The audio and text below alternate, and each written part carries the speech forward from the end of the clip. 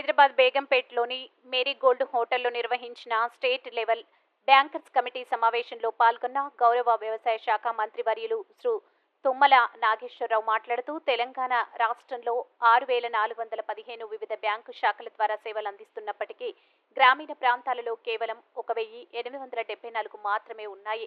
వాటిని పెంచాల్సిన అవసరం ఉన్నది. గ్రామీణ ఆర్థిక వ్యవస్థకు తోడ్పాటు అందించే విధంగా LWE ప్రభావిత భద్రాద్రి జిల్లాలో అన్ని గ్రామాల ప్రజలకు ఆర్థిక సేవలు అందుబాటులోకి తీసుకొచ్చారని తెలిసింది.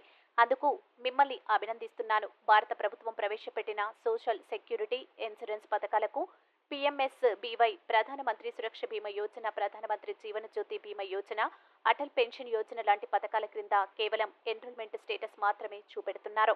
ఆ ఆర్థిక సంవత్సరంలో కానీ ఆ త్రైమాసికంలో కానీ ఎంతమందికి లబ్ధి చేకూరిందో వంటివి రిపోర్ట్లో పెట్టలేదు. ముఖ్యంగా చాలా మంది వినియోగదారుల కుటుంబాలలో ఎవరైనా అకాల మరణం సంభవించినప్పుడు వారి కుటుంబాలను ఆదుకునే పథకాలు ఉన్నవన్న విషయం చాలా మందికి తెలియదు. వ్యవసాయ రంగానికి సంబంధించి గత సంవత్సరం కంటే 13,000 కోట్ల రుణాలు అధికంగా మంజూరు చేసినప్పటికీ చిన్న సన్నకారు రైతుల వాటా అనుకున్నంత మేర లేదు. తెలంగాణ రాష్ట్రంలో 73.11% భూములు చిన్న సన్నకారు రైతుల వద్దనే ఉన్నాయి. కావున RBI విధించిన పరిమితిని మీరు యాడస్టిక్ గా కాకుండా వీరికి ఇచ్చే రుణాలను పెంచాల్సిన ఆవశ్యకత ఉన్నది. అదేవిధంగా వ్యవసాయ రంగంలో మౌలిక సదుపాయాల కల్పనకు ఇచ్చే రుణాల శాతం కూడా 100% చేర్చుకోవాల్సిన అవసరం ఉన్నది. అదేవిధంగా బ్యాంకు కంట్రోలర్స్ అందరికీ మా విజ్ఞప్తి ఏంటంటే మీరిచ్చే పంట రుణాల గ్రహీతాల వివరాలు సమగ్రంగా ఉండేందుకు చూసుకోవాల్సిందిగా అన్ని శాఖల వారికి స్పష్టమైన ఆదేశాలు ఇవ్వడం జరిగింది. అంతేకాకుండా దశాబ్దాలుగా రాష్ట్రంలో మరియు కేంద్రంలో ప్రభుత్వాలు రైతులకు అత్యంత ముఖ్యమైన ఇన్పుట్ ఫైనాన్స్ అందించడానికి ప్రయత్నిస్తున్నారని మీకు తెలుసు. ఈ సమావేశంలో గౌరవ ఉప ముఖ్యమంత్రి వర్యులు శ్రీ బట్టి విక్రమార్క పాల్గొన్నారు.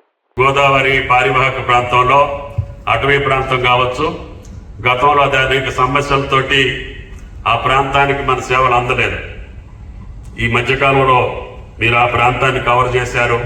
అది ఆసిఫాబాద్ కావచ్చు, భద్రాచలం కావచ్చు, అదేవిధంగా పెద్దపల్లి, జయశంకర్, భూపాలపల్లి, ఆ జిల్లాలో ఈరోజు ఊపిరి పీల్చుకునే స్థితికి మీ బ్యాంకింగ్ వ్యవస్థ వచ్చింది. కాబట్టి దానికి అభినందనలు తెలియజేస్తున్నాం. అదేవిధంగా భారత ప్రభుత్వం కానీ రాష్ట్ర ప్రభుత్వం ప్రవేశపెట్టినటువంటి సోషల్ సెక్యూరిటీ ఇన్సూరెన్స్ పథకాలు ఇంకా ప్రజలకి అవగాహనకి వెళ్లాల్సినటువంటి అవసరం ఉంది. వాటి టార్గెట్స్ను కూడా మీరు పెంచుకోవాల్సిన అవసరం ఉంది. వాటి వల్ల లబ్ధి పొందేదానికి, ఆ సబ్సిడీ పథకాలు అనుభవించేదానికి ప్రజలందరికీ వెసులుబాటు ఇవ్వాల్సినటువంటి అవసరం ఉంది.